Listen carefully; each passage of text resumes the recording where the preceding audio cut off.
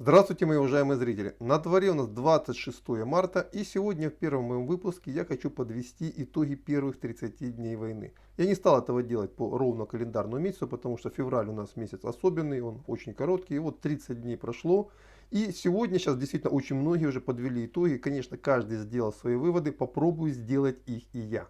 Ну и начнем, безусловно, с военной оценки событий, что произошло, то есть какие перспективы и что дальше, каким образом может развиваться ситуация. За месяц боев российские войска вклинились довольно глубоко на территорию Украины.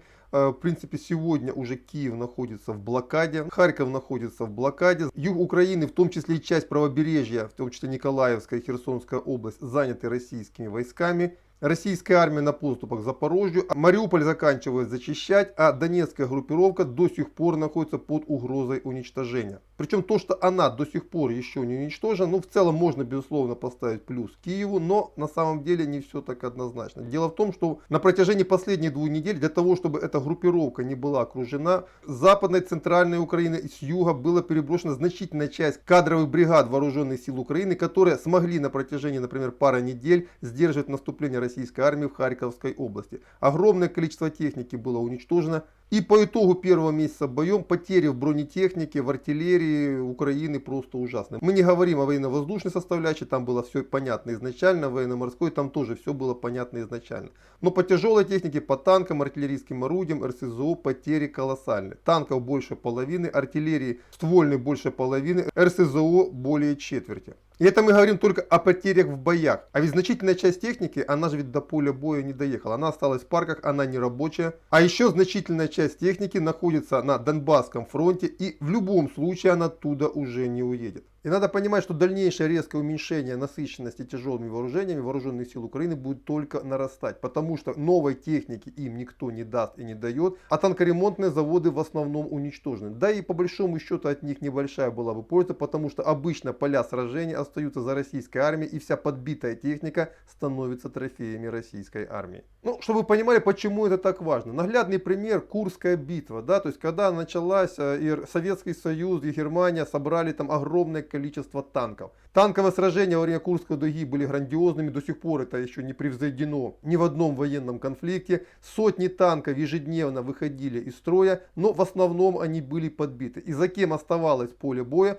тот в конечном итоге и побеждал. Например, на поле боя под Прохоровкой количество подбитых, уничтоженных советских танков было в разы больше, чем немецких. Но поле боя осталось за советской армией, и поэтому большинство танков потом было введено в строй. А вот немцы этого сделать не могли. Даже те танки, которые не могли эвакуировать, например, в район Харькова, они потом были захвачены советскими войсками и больше не воевали. И уже та группировка, которая дальше наступала на Днепр, уже через несколько недель имела в своем составе почти такое же количество танков, как перед началом боев. А немецкие танковые войска в Курском сражении были по сути разгромлены. И больше никогда не достигали той мощи, как летом 1943 года. И вот подобная же ситуация, только в миниатюре, сегодня создается на Украине. Та тяжелая техника, которая была, с которой начали войну украинские вооруженные силы, во многом уже выбита. И вернуть ее обратно в строй нет никакой возможности. А новой техники ВСУ уже не получат. Именно по этой причине боеспособность вооруженных сил Украины будет стремительно уменьшаться. Несмотря на то, что благодаря мобилизации численный состав вооруженных сил Украины в целом даже не упал, а несколько даже вырос. Дело в том, что последняя мобилизационная волна, а провели уже за истекшие месяцы на Украине 2 мобилизационные волны. Сначала призвали резервистов в первой очереди, потом призвали резервистов в второй очереди, которые имеют боевой опыт, хотя бы когда-то раз были в зоне АТО. Вот все эти люди сегодня, ну кого, конечно, поймали, многие, кстати, не явились, многие не могут явиться, многие не хотят, многие сбежали. Тем не менее, кого смогли поймать, все они уже под ружьем. Причем последние данные говорят о том, что и ружей как таковых уже не хватает. Например, в Одессе новым сформированным батальоном, которые формировали части резервистов второй очереди, выдавали уже автоматы Калашникова производства 60-х годов. А пулеметов катастрофически не хватает, и эти части вооружаются даже пулеметами системы Максим, произведенных в 1940-х годах. Именно по этой причине сегодня официальный Киев так просит, буквально умоляет, кричит на Запад, что говорит: дайте нам хоть какое-то вооружение. Мы не можем дальше воевать, потому что даже если мы кого-то призовем, нам просто нечем банально их будет вооружать. Причем с учетом той позиции, которую занял Запад, а она уже понятна, никакого тяжелого вооружения на Украину поставляться не будет. Будут поставляться только легкие системы вооружений,